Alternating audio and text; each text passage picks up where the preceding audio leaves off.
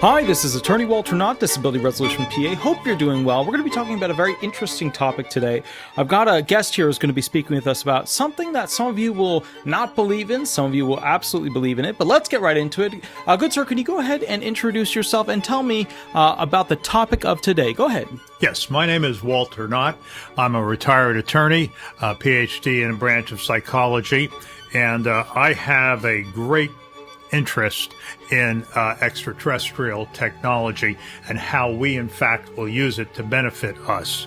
And today's topic is going to be telepathic communication.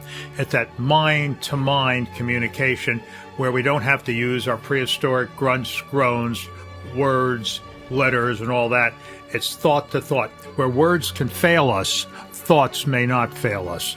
So I guess the big thing that I would look to is, so obviously mind-to-mind speaking, a lot of people are able to communicate just with a look. A lot of people are able to communicate, just by hand motion, things like that. We don't have to use traditional words, spelling it out with letters to achieve that. What is the benefit that somebody on Social Security would have, retired, disabled, with actually having the ability to communicate to somebody else's mind from their mind? Well, let's think about that. Let's say we have the ability to communicate with others mentally. Perhaps we have a physical disability, we can't speak. Perhaps we have a physical disability where we can't use our arms or whatever. And let's say we can have our mind talk to another person, thought-wise, or we can have our mind talk to a computer and do what it is we're thinking of doing because we are physically incapable of doing it. That would be a huge benefit to the disabled, to be able to think something and have the machine do it automatically. Now, a lot of people don't like the idea of a chip in the brain, but obviously if they're quadriplegic and they want to have the movement of their arms and legs, they're going to go to Elon and get the brain chip, inserted through the surgery. I mean, I think, we're starting to see brainwave technology readers that are able to link up with your phone. And, they're just getting to the point now where they can measure anxiety, depression, all those sorts of things.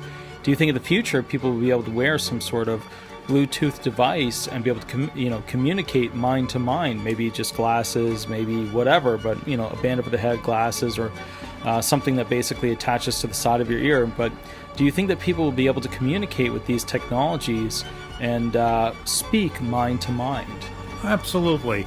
I mean, the first thing you want to do with telepathy is get yourself to be able to communicate, let's say with a computer. Mind to the computer, so that the machine can do things that you maybe can't do. Then the next step is going to be getting the computer to talk back to you and to communicate back with you. Now, that becomes a little interesting because you've got so many neurons in your brain. Which ones do you connect to? They're working on that right now with brain implants and things like that with people like with Parkinson's and so forth, where they can't do things. So they're putting implants in deep into the brain to be able to do what I'm talking about to a computer. And if you can't do anything, you're physically incapable of doing things. But if you can think the thought and get the machine to do it, I mean, that would be a huge step forward to help the disabled. I think one of the big things that, because people automatically think like, oh, this is insane, or there's no way, or there's telepathy is out there. But it's not, because when you think about like Google and you type in like a few search words, it will use this, massive algorithm to figure out what the rest of that sentence will be that you intended to go ahead and type in to go ahead and get the answer for, whether it's the most search or it's something that's similar to searches you've done before, etc. So that's like a form of this type of communication, this telepathy, which is that the computer is able to figure out where you're going with it before you even complete your first full sentence or the direction that you're going, which I think is true. I think another thing that I want to point out with this is that I think having the ability, a skill to be able to have the brain capacity to speak to somebody else's brain or speak to some other computer would be absolutely amazing. I was talking with an individual who in wartime, in that case was dealing with Islam, but basically in wartime he would go ahead and find these hostages. And right now it's going on with the Gaza Strip and all that stuff. But and it could be any group, could be the CIA to some secret group inside China, whatever. It doesn't matter. But the first thing they do when they capture you with the intent to use you on a video or just drop you somewhere and you pass away there. And he said to me, he's like, Walter, you wouldn't understand what it's like, for these people that are captured. It's not like your disability stuff. And what I realized from that was that, and I agreed with him, but I now have thought about it, and I think this telepathy stuff is actually a skill, a tool. If we could access it, would be incredible, because the first thing that they do is they go ahead and they tape your hands, your wrists together behind your back. So like a disabled person, you lose a sense, right? You don't have your hands, you don't have your fingers, you lose grasping, you lose fingering capability, you lose all of that. Then the next thing they do is they heavily and aggressively and tightly tape around your head multiple times where your eyes are. And it's so tight that you can feel your eyeballs being pressed inward, backwards towards your skull, backwards towards your brain. And essentially at that point, that person, and very rare that they get saved, but that person at that point for the rest of their life, which is short, it's a terminal condition, becomes disabled as a blind person. And then after that, they go ahead and, if the person has the ability to talk and they don't want them to talk, they'll do the same thing with their mouth. At that point, they just leave them or whatever, use them for a video. And then if you can't feed the person and they're blind and their hands are tied, they're not really going anywhere. It's something that we're seeing in the Middle East right now, being done to a lot of people who are going over there to be part of it. But the bottom line is, I think that that's a good point, because when you think about this, if we had the skill of it, even if restrained, even if we were made into disabled people where we didn't have our hands, we didn't have our eyes, we didn't have our mouth, we didn't have words, we could use this to effectively find a way to save ourselves. So I guess from my perspective, what's the timeline? What's the direction? How do we get to the ability of human brains being able to do telepathy going forward? Like, are we in the intro stages of it? Is there anybody on Earth that actually has that skill? Are there animals that have that skill? Like, how does that work? Well, I'd say we're at the crawling stage of it. One of the biggest problems with telepathy, and as you touched upon it, is the acceptance of it. I've always argued that if you can imagine it, it can be. And if you can imagine it, enjoy it. So this kind of thing, it's capable, but we've got to cross that bridge where we stop denying its existence and we at least take a look at it and go forward. Now, the first step, as I said before, is going to be from the brain to the computer. That's step number one. And we're kind of getting there. The more interesting step is going to be getting from the computer back to the brain. And what makes that a little more of a challenge is you've got so many neurons in your head, you got to figure out where that message from the computer is going to go. And that's going to be an implant of some type, and that'll go through some development.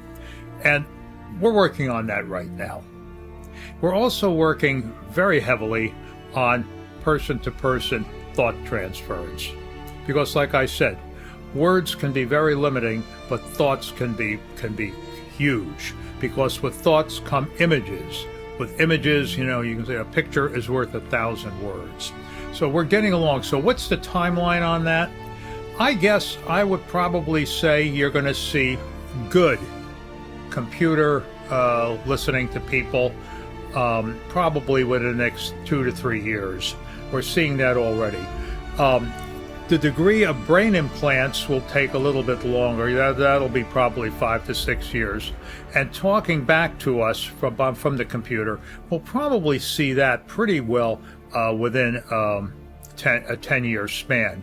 And one of the things helping us is the extraterrestrial technology. These folks have it down.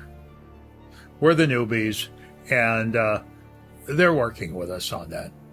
So I guess, so from my perspective with this situation, I've seen, the things where they have computers that can go ahead, you can talk to the computer from your brain and it will pick up words. And it's not always right. It's, it's a little bit garbled all over the place, but, it's starting to form sentences that make sense. But I guess from my perspective, what is missing from our brain that, I mean, would we need like a bat's echo? Would we need like a giant dolphin's, somehow frontal whatever that would allow us, like, what is missing from our brain that these animals or potentially aliens have?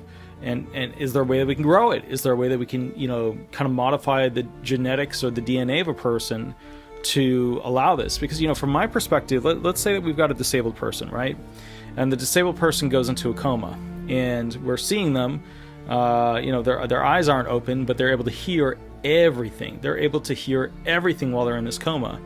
I guess from my perspective, like, this would be an incredible technology to save a lot of lives where the brain was still present. So, like, what do we do? How do we grow it? How do we get there? Oh, we're there. We actually are. And when you think about it, people who get operations and are supposedly out and hear everything that's going on in the operating room with regard to their operation from the doctors, this and that. And the doctors are trained when they're doing these kinds of things, and the person is allegedly unconscious to some degree, not to talk about negative, bad things, because the person is totally capable of hearing that.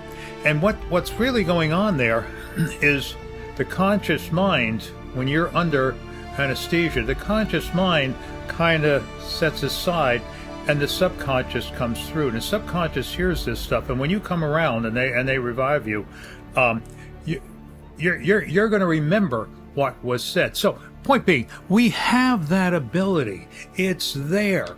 But, most of us are, 20s, 30s, 40s. We've grown up with the paradigms, that you can't think something and communicate it, that you have to talk.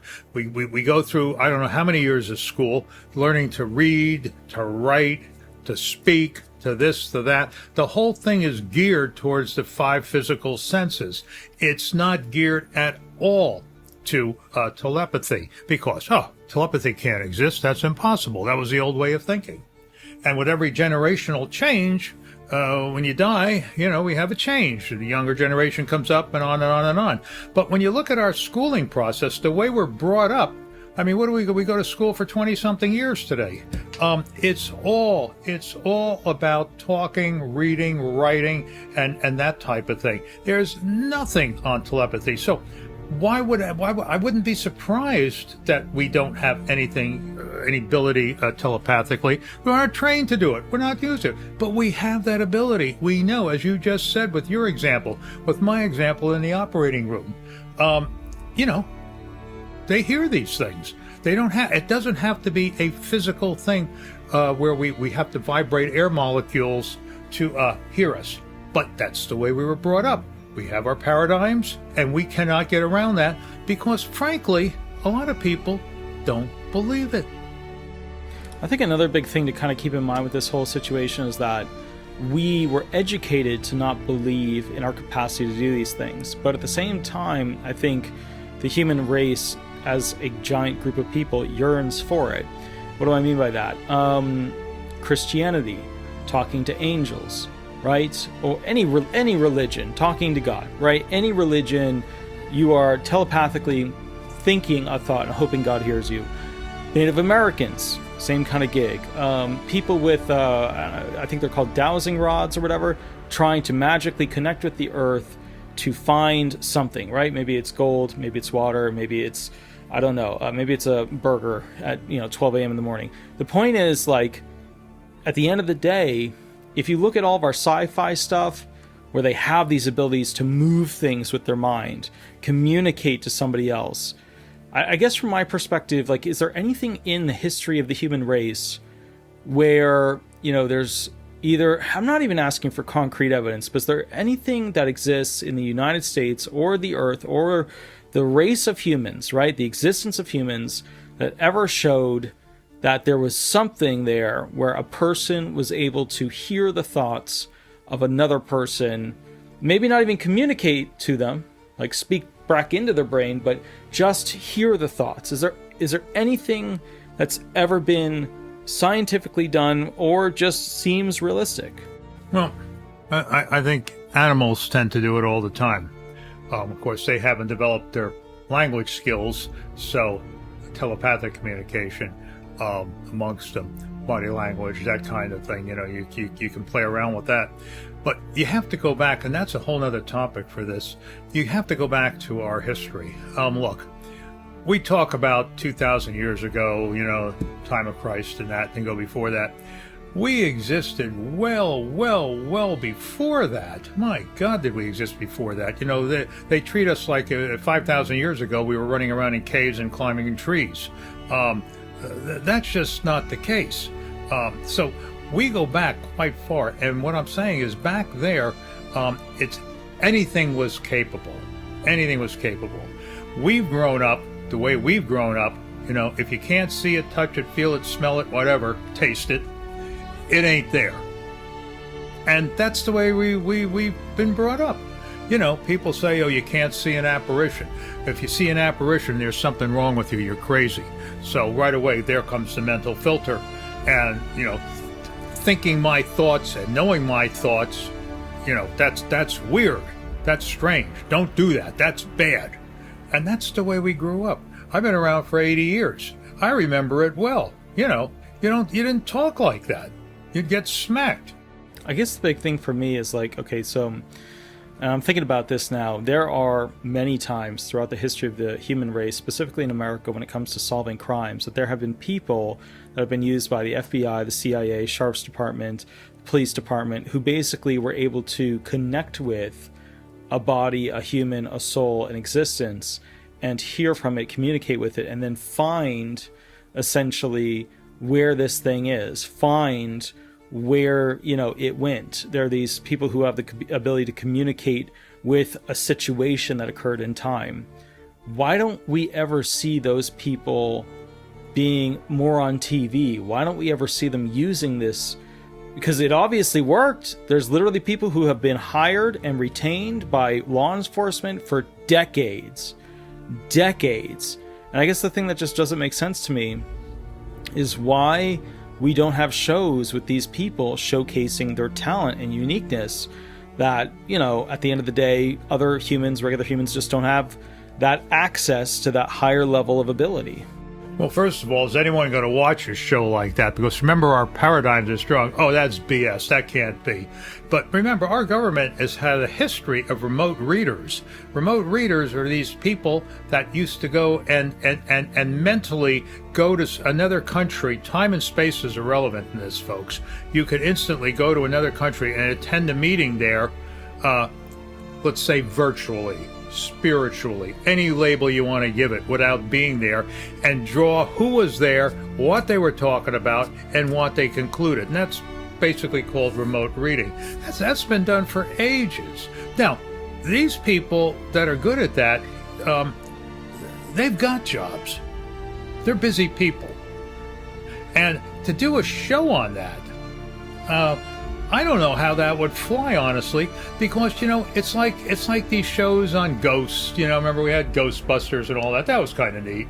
And we've had these other shows, but when you start doing remote reading and things like that, one person might think, well, gee, that's kind of boring. What's the excitement about it? There's no crashes, there's no invasions, there's no ETs shooting us, that kind of thing. They're there. The government uses them all the time. I guess, and that's the thing, too. I don't think...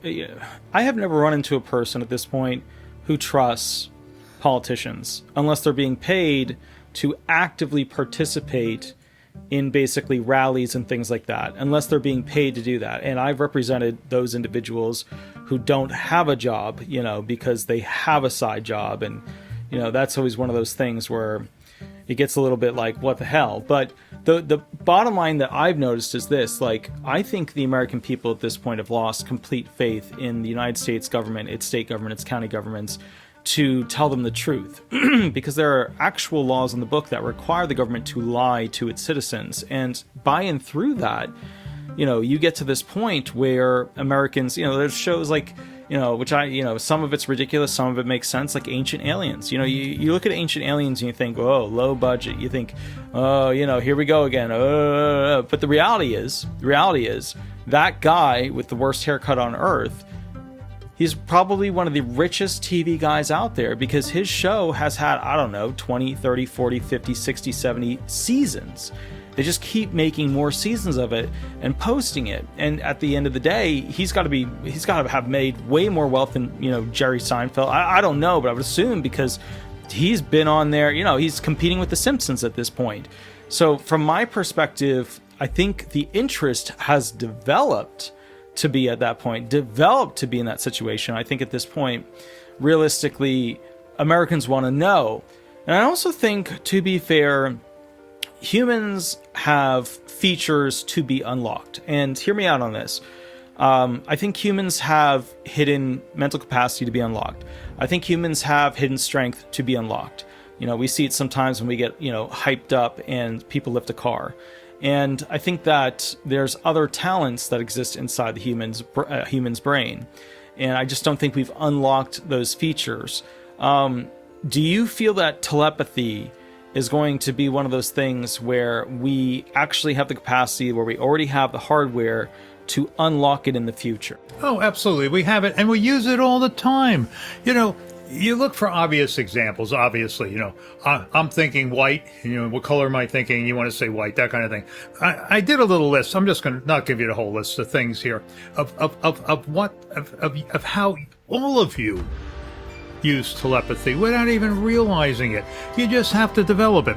One of the things I say here is feeling emotions. When you're with someone, do you ever really feel their emotions? Are you comfortable sitting with someone? Do you anticipate some of their words before they say it, or sometimes finish their sentences before they do because they struggle to find a word? Know what the person is thinking. Sense when something is bothering this person. Your energies merge. There's a synergy between the two of you. Similar dreams. On and on and on. We do this all the time. We don't realize it. Now, what we got to do is develop it. Stop disbelieving it and say, well, let's expand upon that. Let's do more of that. Now, with regard to the government, you always got to put yourself in their shoes. They've got these people. They keep it quiet. And even the politicians are only told on a need-to-know basis. I mean, politicians are viewed kind of like the president, like a temporary employee. Need-to-know basis. So there are people there that they use all the time. Now, let's start believing it, as I think we are beginning to do in this, especially this country and other countries too. Let's start believing it, and let's start getting an interest in it, and let's start evaluating ourselves. Let's look at what we're doing. And, even if you're the biggest disbeliever in mental telepathy, can't exist, no way, give it a shot. Give it a chance. Try it. Just start listening to yourself. How do I react to certain people? Is there a synergy here that's a little bit more than should be? That kind of thing. And go with it. Go with it. So I guess one of the big things that I'm looking at with this situation is, at the end of the day, we have to then say, okay, let's assume that there are ways or things to basically unlock essentially our capacity to access a special part of our brain that has a special ability to communicate with humans. Let's say that we get it. Let's say that we have it. Let's say that it happens. What are the negatives of that? Because, if you can shoot across an idea, Americans, our culture, we build our communication off of phrasing. Our position, our mood, the situation we're coming into, the situation we just came from, the phrasing we use. Will our telepathy have phrasing? Well, sure. It'll have phrases, it'll have symbols, it'll have images, and all types of those things. But we have to use them, and we have to develop them. People have this. This is not something unique to me or you or this or that. We've got this ability. But like I say, you got to start using it. It's there. We use it all the time in subtle ways that we don't recognize. That's the issue. And what I tried to say with this list I developed, these are subtle ways that we're using telepathy and without even realizing it. I guess one of the big things I would say is this, like, I'm trying to imagine a way that we actually utilize telepathy where we're able to go ahead and anticipate based off of a communication that came into our brain from something that our eyes, ears, senses were not able to perceive it immediately. And I guess the first thing that comes to mind is when we're driving a car on the highway, we're in a heightened sense. Our brain is doing what Google does. It is guessing based off of what's happened in the past. But every once in a while, we'll know a car is going to do something weird. We get that feeling. It's almost like we're able to read the sense of that other person's brain and realize that they are not with full capacity, or they're about to do something incredibly stupid, or they're about to go ahead and move into our lane and they're going way too slow. But for some reason, we have the ability to read their mind because we're in that hyped up, open sense of perceiving what's around us. And we're able to go ahead and know when that vehicle is likely to do something horrible. And I mean, it's not, sometimes it's easy, right? Because they're swerving and we think, okay, they're drunk, we know what's going on. But I don't mean that. I mean the sense of like, we're driving and we see a car and we just get that feeling. So how does somebody normally access that feeling? How does somebody normally get to tap into being able to read somebody else's brain, even if it's just the emotion or the inability of that person to do the proper thing at the right time?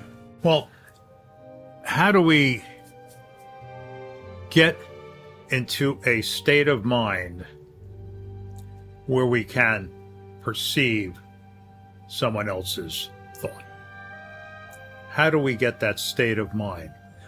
One of our issues is the fact that we're bombarded with a bunch of information. That's why we develop paradigms to filter a lot of it out so we don't go crazy. But a lot of this information that comes into us is I call it static.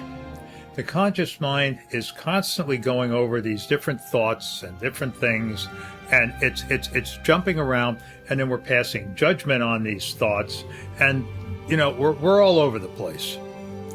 And the question becomes, how do we quiet down the conscious mind so that we can tune in and hear these things that we need to hear?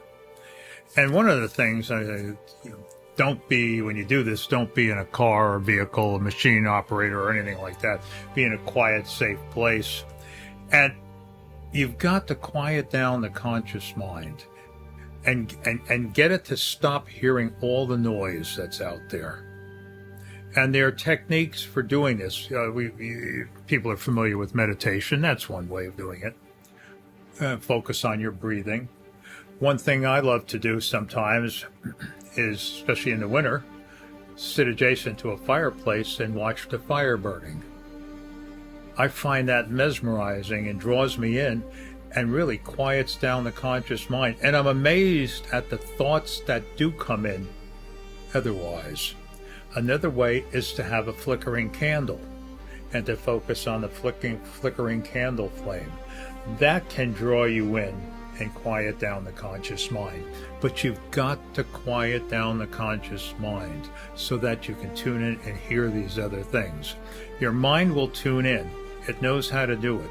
It's done it in the past. You just have to exercise it, but you have to quiet the conscious mind. And you can do that, like I said, I use the flickering candle. Music. Your favorite music can help you as well. Music is a wonderful conduit to the subconscious mind. And that's the conduit you want. You want to get through all the noise, all the static, in this crazy world we live in. Just look at the news at night. Watch the news for an hour, and you come away, my God, it's a crazy world. I think the big thing here is that I would imagine if you wanted to do like a sweep, a radar sweep, and be able to hear all the people that are going around you to quiet your mind, I feel like that would be effective. But I've been in a lot of situations, driving the car, you can walk into the hearing, and you can feel what the judge is, getting across to you. You can feel when somebody's staring at you from across the room, and you know to look, right? We have that ability to feel somebody burning holes in the side of our head with their eyes, right? To me, I feel like if you wanted to reach somebody directly or communicate directly, I've seen it mostly through hyper attention or very hyper focused mind on, basically accessing their brain. Because somebody walks into a hearing to find out what the judge is going to do, they want to know which way the judge is going to lean. If you're driving a car, you want to know how to survive. If you're sitting there and somebody really hates you and they're staring at the back of your head, you can feel it. So, I mean, is it one of those things where if you're just trying to access it, you calm yourself and open yourself up to it? And is there the alternative option, which I've seen a bunch, which is hyper focus in a life and death or heightened situation where you are, singularly wanting to know what's going on with that person, or throwing emotions that you have inside you at them, and then they react, they feel it as a result. Well, let's take your example of going to a hearing. I kind of think something doing like that, worrying about the case, what the testimony is going to be, how strong it is, what the judge is going to be like, what the judge is going to... I kind of think that's focusing you in. You're focusing in on the judge, you're focusing in on your client, and maybe a witness or two. So now you're focusing in on that. The conscious mind is now filtering out all the noise and static of other things. So you're focusing in on that, and as I said before, by focusing the conscious mind on that, okay, it's quieting it, and it's allowing you to tune into that.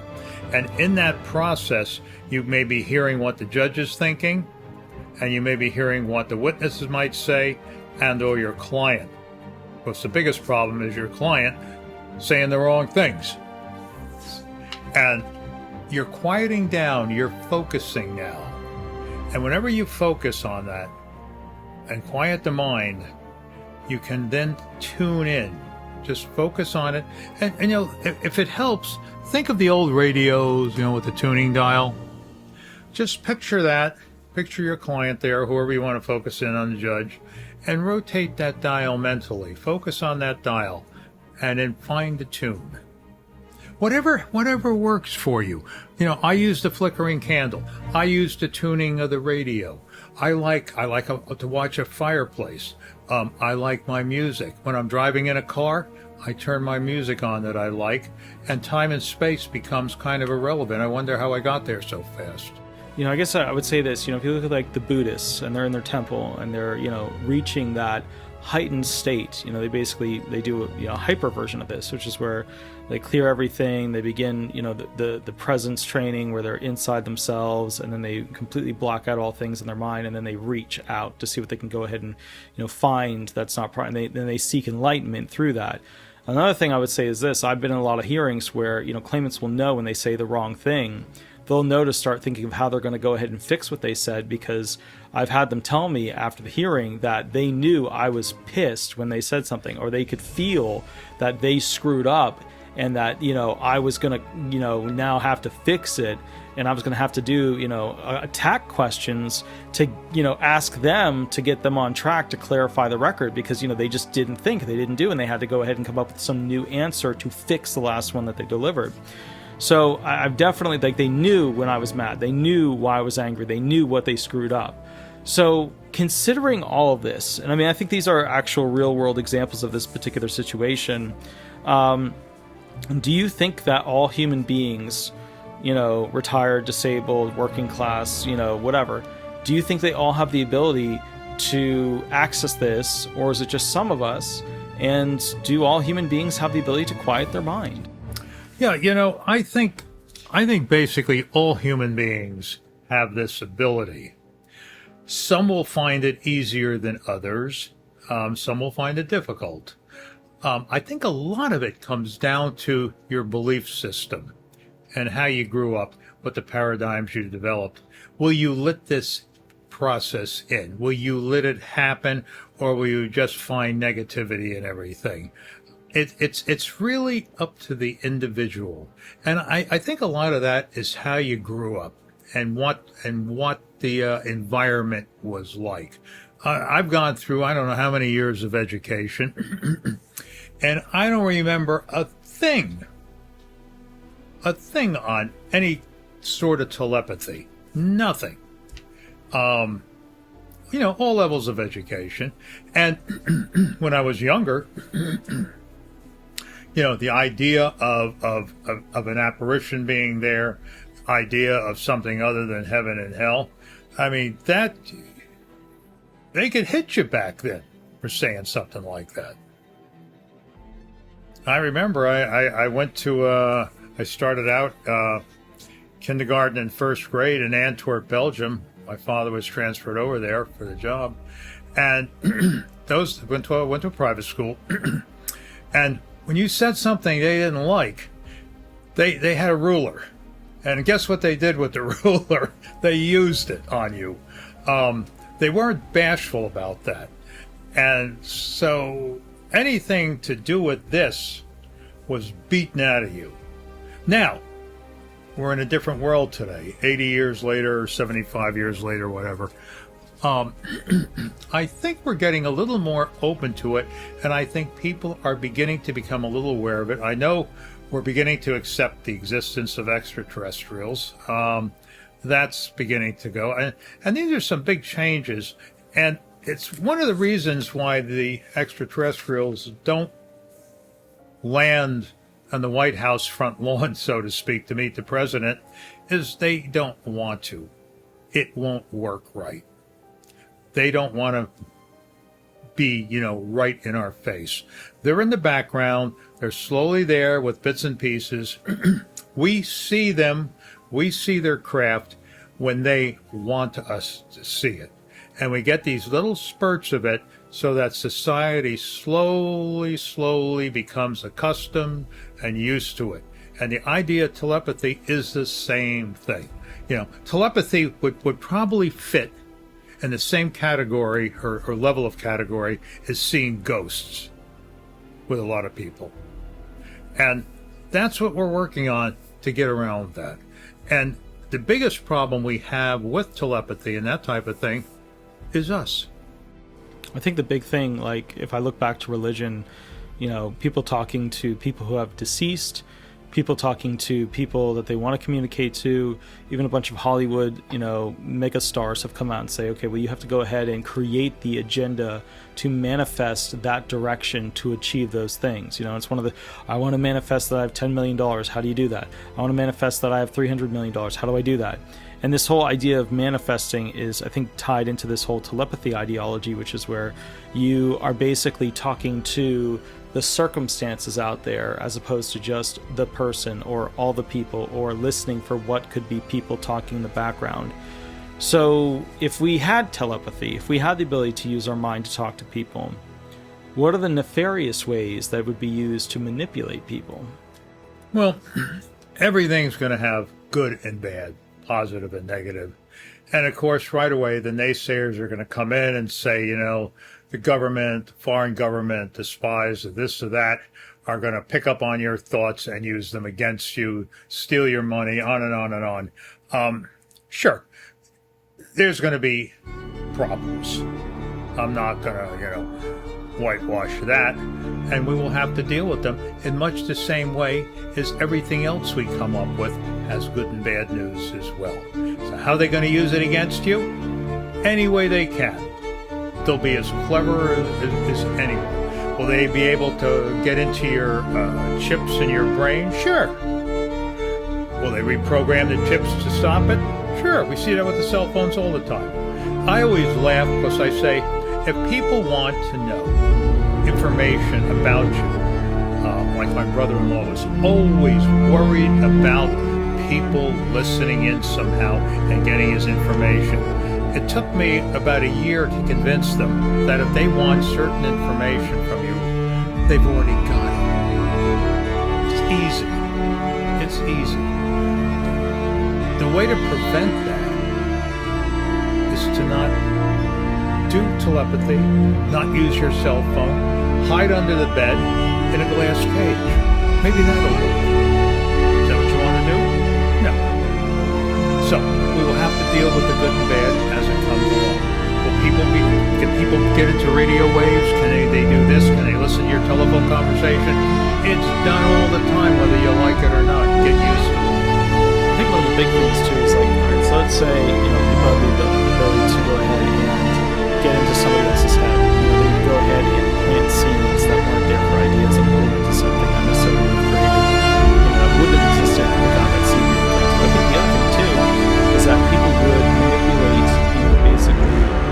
conversations like they do in direct person to person.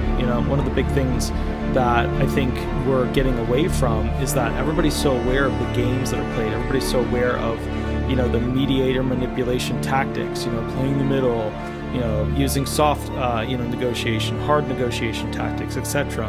I think that a lot of people are aware of those tactics now. So this whole idea of like somebody surprising you or somebody doing something that's really odd, it just doesn't exist anymore. And as a result of that, I think people are really aware of the scams, because telepathy could be used to scam people too. And a lot of people, especially the elderly, the retired who weren't used to technology, they were getting calls about this and they got to call the IRS to pay that. And there were all these scams that were coming out that, would manipulate them. I guess the way I look at it is, would they ever have the ability to hook a brain that was really good at telepathy up to a machine, kind of like in the X-Men, and then, reach out to all these different people and be able to communicate to all these different people? Because to me, that's just like, these ads that you have that pop up. It's like if you were searching to buy something and then all you see are ads about buying this particular company over and over and over and over and over again. Where you're going to end up is, basically a situation where, to be fair, you're going to end up buying the item because you were taught that that's what you needed. You were taught that that was the direction you had to go. You were taught that you had to have that particular item. So I see mass commercialization as a result of it. I also see something of basically the government having the ability to catch people before they commit a crime. Pretty much every crime that would occur would have to be something that would be something not able to be quickly reacted to. Like there would be no people planning crimes because the government would be able to use a way to go ahead and access and speak and catch your thoughts and figure out if you were going to do something, like the Minority Report movie with Tom Cruise in it. I think, the idea is that if you were thinking it and somebody could realize it, they could just, they could call the government on you and you'd have this mass like, they're a communist or they're going to do this horrible criminal act, yada, yada. I think the only criminal acts we would see would be like of the moment passion, criminal acts. So from my perspective, when I look at this whole thing, I think the direction that we would need to go with it is that we would have to find how to turn it on and turn it off. Is there a way to turn it on and turn it off? Well, this is a way to communicate. That's what this is all about. Is it any worse or different than words, pictures that you give, and how you talk to people? As I'm talking right now, I'm communicating with you verbally, the old-fashioned way. Grunts, groans, words, letters, that kind of thing. Telepathy is just an easier way to do it once you develop the technique and the ability to do it. So it's not going to be any different, really, than what we've got going on now. Fraud exists right now with words. People go on these social sites and talk about the crimes they're going to do. It's not like they're trying to hide anything. I'm amazed that they go on these sites. They talk about killing people. This recent one who wanted to go around killing the ICE agents and Kristi Noem and those people, publishes on there. Of course, they grabbed him and arrested him. He's just communicating. Whether he does it verbally or whether he does it telepathically, it's sort of the same kind of thing. Does one give a huge advantage? In some respects it does, and I'm sure there are disadvantages to it. You're not, it's like, almost like with hypnotism. You're not going to do something you wouldn't normally do. This thing about hypnotizing a person and they're going to run around like a chicken on a stage. They run around like a chicken on a stage because they're predisposed to be doing that. They want to do it. It's not, if you don't want to do something, you're not going to do it. I guess, the funny thing when I think about this is, let's say that we had the power. We just got the power. It came out of nowhere and poof, we got like heightened access to the power. Telepathy. Now we can do it, right? Do you think, and I guess this is a really tough question, do you think the Republicans or the Democrats, do you think either one of those parties would support a technology that would shut it down, that would make humans unable to do it? Well, I think whether you talk about Republicans or Democrats or whoever, I think there are going to be those that are going to want it, and there are going to be those that they naysay it. I mean, just look at the things we come out with, and look at the squabbling that comes out. The people who want it and don't want it. You're always going to have that. You're always going to have people who are going to see bad in everything, and you're always going to have those that see good in things. But I wouldn't say that it's a Republican thing, or a conservative thing, or a liberal thing. One would think the liberals might want it more. If they're truly progressive, they might want it more. I would have to say, with the Social Security thing and the benefits I see having a telepathic ability to communicate, I kind of think it's going to win out, and the people who give it serious thought are going to let it develop, because I think it's really going to help, especially initially the disabled. I see it as a boon for them. I mean, why deny those people the ability for some level of happiness? Those that can't speak, those that can't use their limbs, can't do things, but they can think it and have the machine do it for it and help them. I mean, why deny these people that?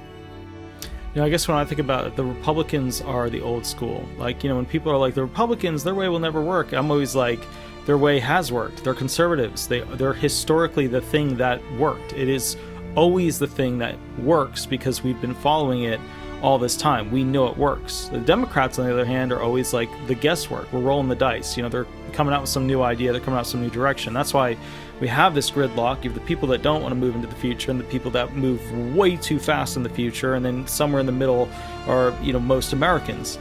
So for me, I could see Republicans not wanting this because it's something new and it's not part of the old school way of doing it, but at the same time, Republicans, heavy Christian base, let's just be honest, they practice it heavily. Sitting and praying to God is the definition of telepathy. You are seeking a communication with the greater being. So they might be all for it. You know what I mean? The other side of the coin is when I think about Democrats, so the problem with Democrats is that the real Democrats of today, right? They are all over the place. You have a party that basically structurally at its base core is fully supportive, right? Some people say follow the money. I say follow the friends. They're fully supportive of the LGBTQ community, which I think is awesome, right? Because those people, they don't have an easy shot. Their life is always a lot more chutes and ladders and problems, etc. So that's really great. But then at the same time, they are supportive of Islam and the teachings of Islam and the structured allowance of those types of teachings, which obviously are not consistent with LGBT plus community. So it doesn't take somebody with, 100 IQ. You could have an 80 IQ to understand the basic fundamental that if the Democratic Party is supporting both a group A that struggles to live and group B that wants to end the lives of this group, it's a bullshit party, right? At this point, I can't support the Democratic Party in the directional phase of what they want, whatever stage they're at, and they're like, we want to go here. I can't be on that train because they're supporting a group that's been historically gone after with another group that's historically been the most hyper-aggressive towards them. And if you added telepathy to this situation, I think what you would end up with is a lot of people on the extreme left, because there's a lot of Democrats, but then the actual practicing Democrat is stuck in what's a woman? You know what I mean? What's a woman? I think if we had access to those politicians' brains, you would realize that they're a bunch of paid actors, and what they actually think is something different than what's coming out of their mouth. So from my perspective, and you have that with Republicans too, but from my perspective, I think the big thing here, at the end of the day, is that politicians seem to ruin everything. They take something simple, make it complicated, manipulate it, and push their agenda. So I would be okay with telepathy. I would just have to ban the government and politics from having any ability to go ahead and structurally restrict or optimize it, because I've never actually seen, other than their ability to go ahead, because they totally messed up our monetary system, right? They've lost control of our dollar. It's gone. It'll never come back. Our military it needs to be massively updated. We don't have the money for it.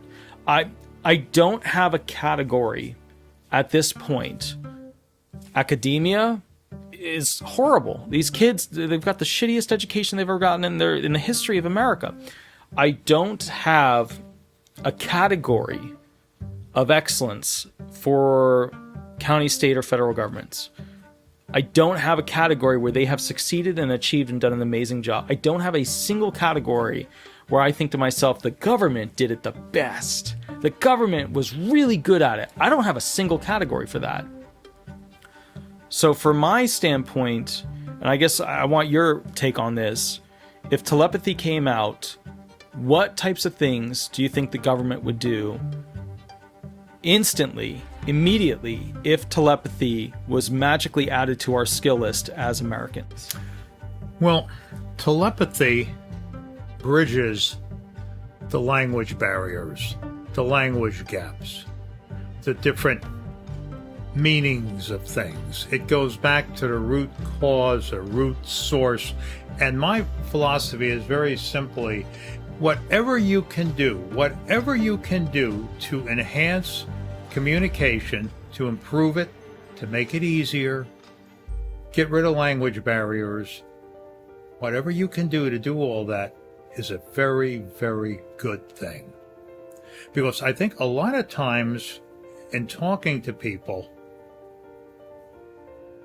you really don't convey the right thought, the right symbol, the right picture, the right emotions, all of that.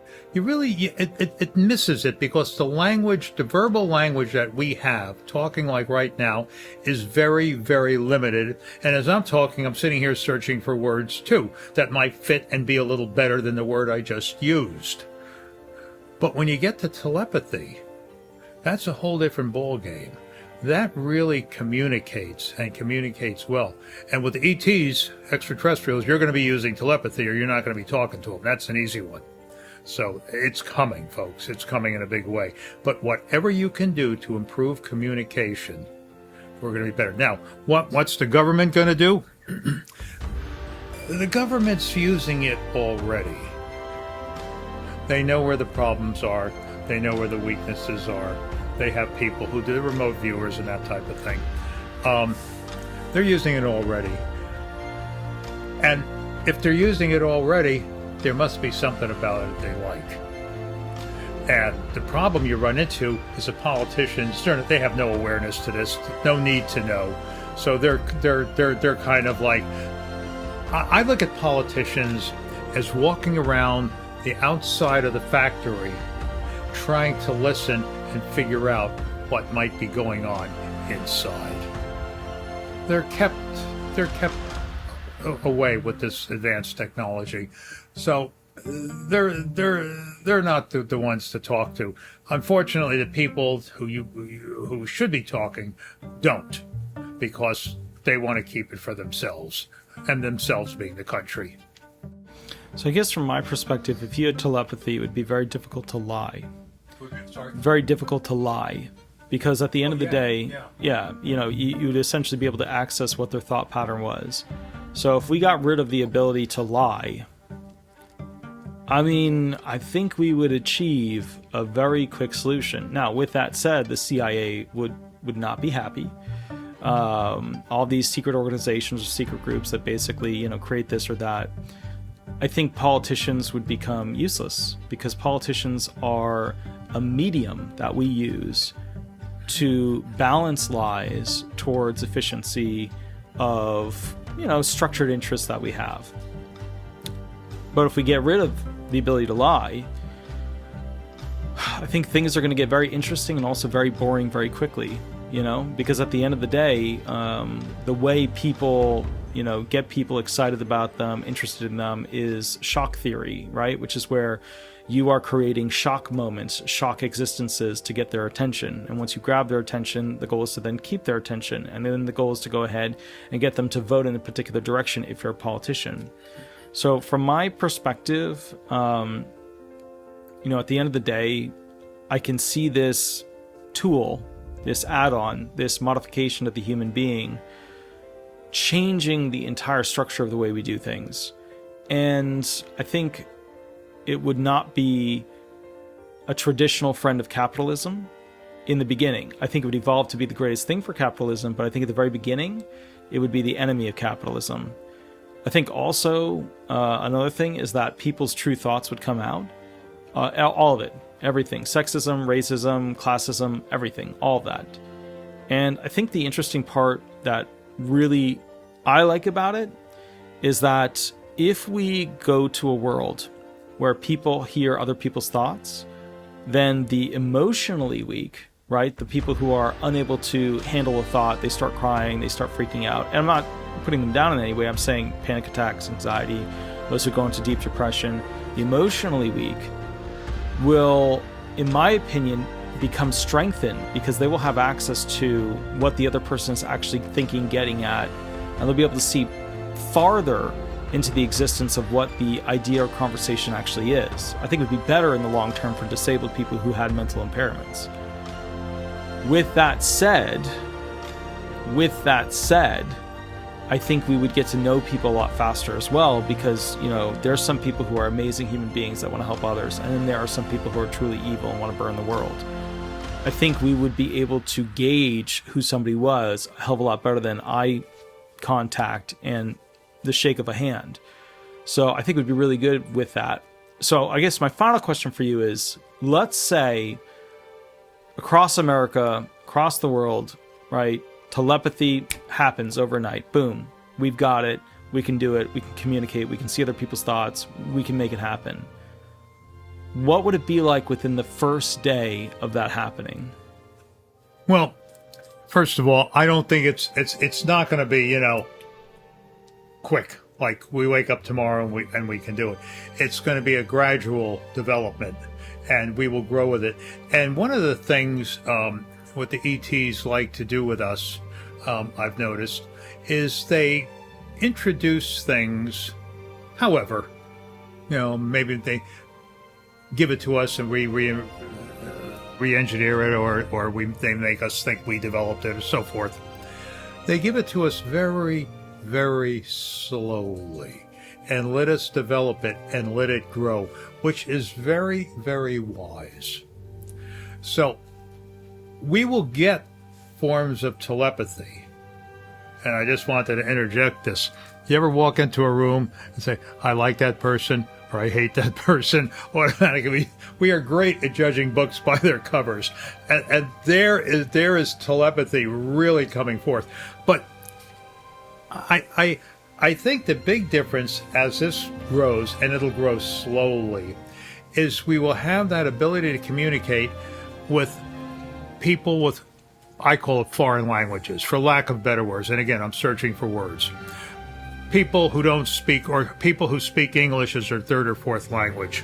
You know, I sometimes listen to them, and if you want to see someone really searching for a word, listen to them. I'm trying to convert to our language from whatever they speak. And I think that will go by the wayside. We'll communicate much better with people. And one of the things I ultimately see is down the road, we will become a world of one people. We're not going to be Americans. We're not going to be Russians. We're not going to be French. You know, that is slowly going to dilute. And as we develop the ability to travel there quicker, and we develop the ability to circumvent language barriers, and we learn the customs, we're going to become a race of one. That's inevitable. And we'll ultimately become a space race. And I think at that point in time, the ETs will be much more amenable to contacting us and welcoming us into that society. But right now, we're very partitioned, so to speak. We're autonomous. How's that? And I'm searching for words. None of them really fit it right. It's like a bunch of little islands around here, you know, different countries. We all speak a different language. We all think differently. We all have different customs, hates and likes. It's all over the place. That has to come together. And I think with telepathy, a better marriage will occur. That's excellent. So, Attorney Walter Hnot, we talked about telepathy today. It's a very, very tricky, difficult subject because a lot of people don't believe in it, yet you'll see them go and pray, which means they're doing exactly that, or you'll see them go ahead and say, I think that person's thinking this, and they're tapping right into it. But, it's the framing, it's the word, and I think a lot of government interests and a lot of our education has pushed the idea that we as humans don't have it, will never have it, and it's just silliness.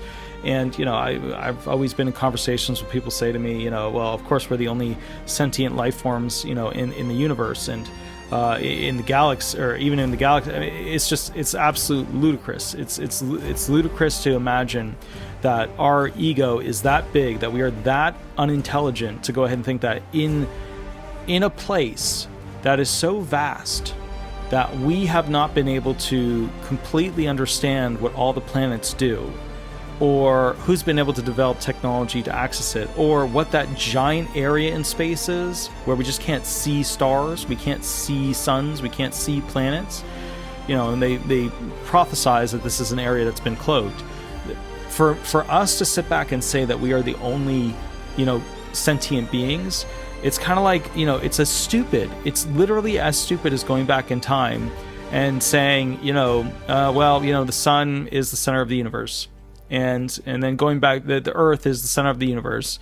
This spot on this green patchy area of this continent is the center of the universe. It's just stupid. You know what I mean? It's almost radicalized to think how a group or a government or an education system could teach us that we're it. We're the only ones that made it. We're the only ones that God would love. That we're the only ones that were made in the image of something. It's radicalized, and it's a really weird thing to hear people say that, because to imagine like the tiny little sad box that you have to live in to believe that like this is it. That's like scary. I mean, imagine somebody who was so, and government is like a particular religion. It puts you in the culture that it wants you to exist within, You could be in a different culture. You could be in a culture where retirement benefits get paid out at 55 because they financially handled our money properly. And in America, you would have the benefit of retiring earlier and earlier and earlier as the trust funds did better and better. We don't live in that country. We live in the country with a bunch of idiots who run this political circus, and at the end of the day, unfortunately, as a result of it, they bankrupt our trust funds, and now retired disabled people are going to face massive punishment as a result, especially if they take the disabled trust fund and put it into the retirement trust fund. It's weird. We're living on this farm called America, and America is not what I would call a good religion, because it has created this dynamic where people have given up or didn't even have the intellectual capacity to question what they were fed growing up. And I think it's a disease at this point, because if you look at the capacity of human beings, and that's the thing, like imagine an Earth without the Olympics. Imagine the Olympics were banned because the governments did not want to show people being different or special. Think about that. Like the whole idea of like everybody's magically equal, right? An insane, impossible genetic DNA strand situation. Only if you had a machine create a perfect, it's just insanity, right? This idea that everybody's perfectly equal. Equal. It's not. We have law to create equal rights because everybody's not equal. So therefore we have to create law so that people treat each other in an equal sense. But imagine how washed your brain would have to be to conceptually understand, focus on, and perceive into the future that all that exists is what you are and your ideas and the similar thoughts that you have. Imagine if governments banned the Olympics. They banned it because they didn't want you to see exemplary, special humans, because they wanted you to believe more of the identity that everybody's just like you. That's scary, because then you can't get out of the box of questioning and creating a better awareness of alternative things that could exist. It's weird. It's weird. And one of the things I learned when I traveled to Europe for law school was that the governments would restrict certain things and be open about other stuff. And what was interesting about that is that you could see how governments manipulate culture, which manipulates the population's ability to successfully understand, invent, innovate, and create. And that's why some countries, you see all these inventions coming out of it, innovations coming out of it. In some countries, you don't see any of that stuff. I mean, you're not going to see a lot of innovations coming out of Pakistan. You're not going to see a bunch of innovations coming out of, like, you know, Afghanistan, right? But America, you might see a lot of innovations, right? But, you know, where you're going to really see a lot of innovations are like Japan, you know, China, things like that, where they are pushing to find the next. But as you've probably noticed, we're no longer the nation of hyper innovation. So culturally, what happened? How did they get our brains to not be able to access those extra modifications that allowed us to become the country that made new things?